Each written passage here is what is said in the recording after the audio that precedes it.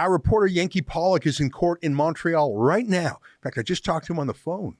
He's been charged with 15 counts, and if he's convicted, he faces fines of up to $15,000. Yankee is on trial for reporting on Quebec's lockdowns, and especially on their insane curfew that they had. He was virtually the only reporter in the whole province to shine a light of scrutiny on the lockdowns, and they're punishing him for that. We've got to help him. You can find out more at lockdownreports.com. In fact, our other reporter, Alexa Lavoie, is there at the courthouse covering Yankees trials. You can see her updates at the same website. And if you feel moved to help cover Yankees legal fees with us, you can do that right there too at lockdownreports.com. It's hard to even believe, but for months, Quebecers were literally banned from leaving their own homes, whether they were sick or healthy. Whether they were vaccinated or unvaccinated, everyone was sentenced to a form of house arrest. For a while there, they even banned people from leaving their homes to walk their dogs, which if you have a dog, you know is code for letting the dog go to the bathroom outside. Imagine in the name of public health, ordering people to have their dogs do their business inside their houses. So gross, and yet the corporate mainstream media in Quebec was completely supportive, 100% supportive, just absolutely obedient. Except for Yankee Pollock. Now, we hired Yankee a few years ago to help us with our social media, not to be an on-camera reporter. He just happened to be based in Montreal then.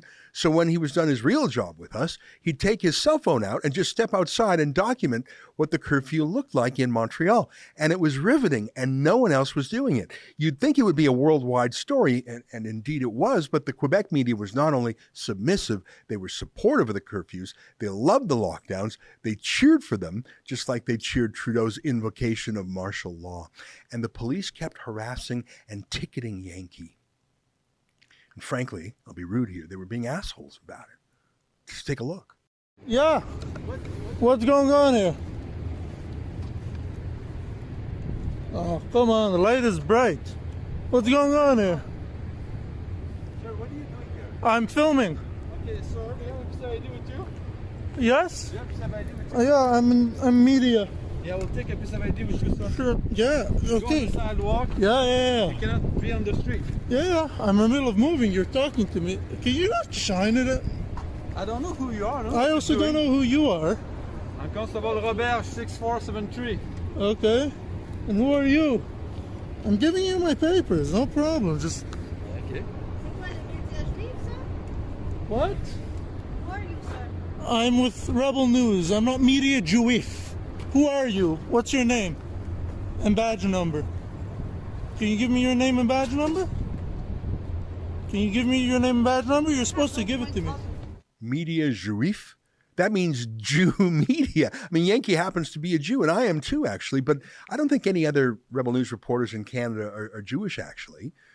We're of different races and religions. We have in common a belief in freedom. Yankee wasn't Jew media. Rebel News isn't Jew media. We talk about things that we all have in common as Canadians, like our civil rights. It was a bizarre thing for police to say, and to say repeatedly, by the way. What a weird, gross thing to say while harassing Yankee. I'm slow to accuse people of being anti-Semitic, by the way. I'm not woke. I'm not always accusing people of racism for nothing. But really, what was up with that?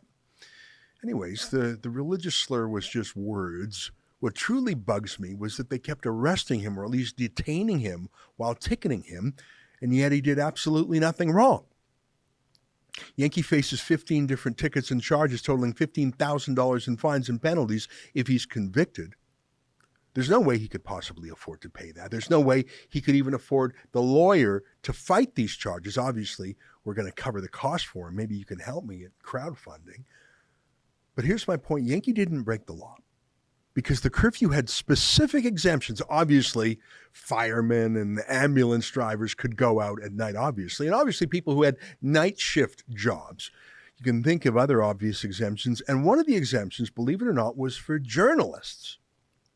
I say believe it or not because no journalists actually did go out to report, none that I saw at least. They all stayed home. They loved the lockdowns. They supported them. But it was absolutely an official exemption to be a journalist and go out in the curfew. I know this because we asked. In fact, Yankee himself asked. He asked the police directly And they wrote right back to him explaining the process, confirming it. Just have your ID, have a letter from your publisher, that was me, and fill out a form that you could find online. And we did all of those things. We also had our lawyers write to the police chief in Montreal in advance, letting them know what we were up to so the police wouldn't be surprised that we were actually going to be doing some journalism. We complied with the rules 100%. In fact, more than 100%. The rules didn't require you to literally write to the police chief announcing that you were going to be sending in a reporter on the streets and to respect his rights. We just did that out of an abundance of caution. Like I say, 100% legal, 100% by the book, 100% in compliance with the police instructions. And yet, not only did the police harass and detain Yankee, but they charged and ticketed him 15 times with 15 grand in punishments and fines if he loses. It's outrageous, but maybe that's just the police. In the moment, not having all the info at their fingertips, using their discretion, but using it poorly. Now, I don't buy that. They knew exactly who Yankee was after the first few times. They called him by name. They called him Jew Media. They knew who he was. But even so, police are police. They only have one tool, charge you with an offense, give you a ticket. So they did. But as you know, it's up to police to lay the charges, but it's up to the province's prosecutors to decide whether or not it is in the public interest to go to trial with those charges. And if there's a reasonable likelihood of conviction. And that's the gross part here.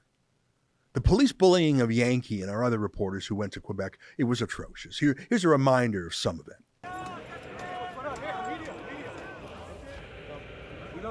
Here are the thugs! Here are the thugs! Here come the thugs! Shame! Shame! Shame! Shame! Shame! Shame! What?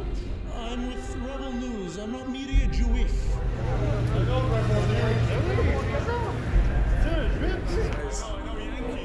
So why are we getting such a tough time? We've been through this so many times with you guys. I release you. You go back in the protest. You have to wear a mask. If you don't, you're going to be detained. You understand? Again, like this? No, you go to the police station. To jail, basically. To jail, yeah. That's gross, but that's just the cops. And Montreal has a notoriously corrupt, bullying police force, one of the worst in the country. But who's prosecuting Yankee today? Lawyers, prosecutors who have calmly reviewed the files for nearly 2 years, who have decided that this is a justice priority for Quebec, not catching actual robbers or gangsters, but going after reporters. But again, Yankee wasn't breaking the law. He was following the law. He was clearly in an exempted class. The police told him so. So they're prosecuting Yankee for not anything he did. They're prosecuting him for who he is. He is an independent citizen journalist who dared to shine a light of public scrutiny on the abuse of curfew and the police brutal enforcement of it. This isn't like a normal charge against someone for not wearing a mask or not keeping 6 feet away from someone else. Those are absurd and mean-spirited, sure, you bet they are. But that's not really what's happening to Yankee. Those are just the outward appearances of the charges they're putting on him. What they're really doing is censoring him. They are punishing him for being the one journalist in Montreal who went out at night to document the bullying of the citizens night after night. They want to punish Yankee. They want to put him on these show trials, 15 charges, spread out over days and days, $15,000 in fines. It's lose-lose, by the way. If the prosecution wins, that's a huge fine. But even if we win and Yankee wins, we have days and days of trial to pay for. That'll surely be 15 grand in lawyers, too. 2023 is the year of censorship, isn't it? Of course, the government of Quebec is coming for Rebel News, or Jew Media, as they call us. It's only the second week in January. Expect a lot more of this to come. Hey, by the way, if you want to see Yankees updates from court and our reporter Alexa's coverage of this, you can go to lockdownreports.com. And while you're there, please chip in to help us pay for Yankees lawyers. You can do that right there, too. Thanks for your support.